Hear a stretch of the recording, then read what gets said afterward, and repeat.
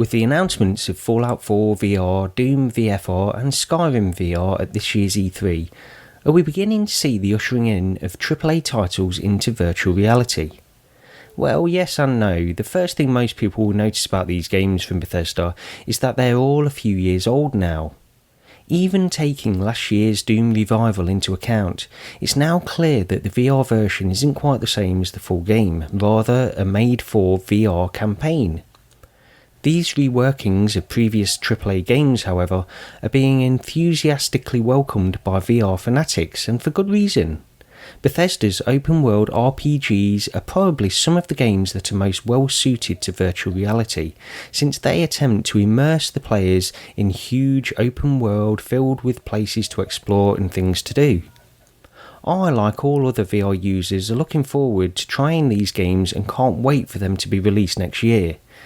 But there are a couple of points I'd like to make regarding these announcements. The first thing is that these VR reworkings of Bethesda's older titles are great, but when can we expect made-for VR AAA games of the calibre we're seeing in these releases? Well, unfortunately probably not for quite a while. Huge open-world RPGs take many years to develop, as we all know, and even if some of the large studios are currently working on something, we probably couldn't really expect to hear any announcements for at least another year to 18 months. But that doesn't mean Fallout 4 couldn't attract other developers to consider converting certain titles from their own back catalogue. We're already seeing announcements for VR versions of Payday 2, and a lot of people are aware that a VR mod, semi-endorsed or at least not denied by Valve, for Half-Life 2 has been in the works for many years. I think it will be interesting over the next 12 months to estimate the future VR interest of AAA developers based on how many other older titles get official VR versions. We could begin to see many more announced if sales performance and reception is high enough to attract some kind of attention. It's easy to dismiss Bethesda releasing a VR version of Skyrim as a cash grab. Many people are tired of seeing endless versions of Skyrim being released and see the latest VR version as nothing more than one more attempt by Bethesda to extract money from a 6-year-old game.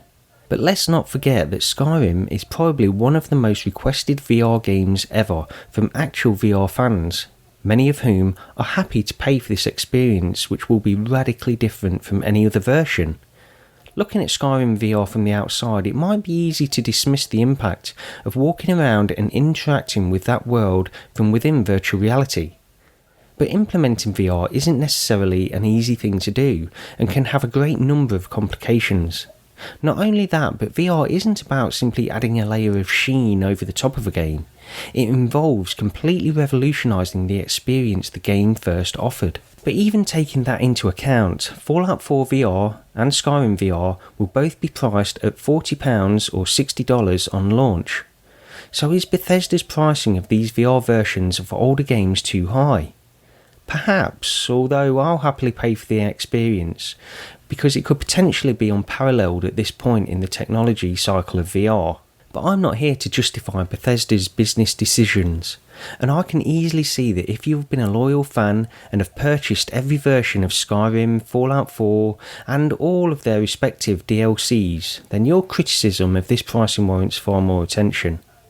Is Bethesda ushering in the AAA age of VR by converting older games for the tech? Possibly, since these small stepping stones are the only way that we VR users can expect to get games of this size and scope at this early stage. The future might bring us these kinds of games, but if we want a taste of the future, then realistically this is how we experience it. Perhaps in 5 years' time we'll look back and dismiss these versions of Skyrim and Fallout 4 for their crude, hacked-on VR mechanics. But for now, these are the best we can hope for, and personally, I'm pleased Bethesda are taking the plunge and attempting to drive forward interest in the VR platform. Thanks for watching this video, and please leave any comments below.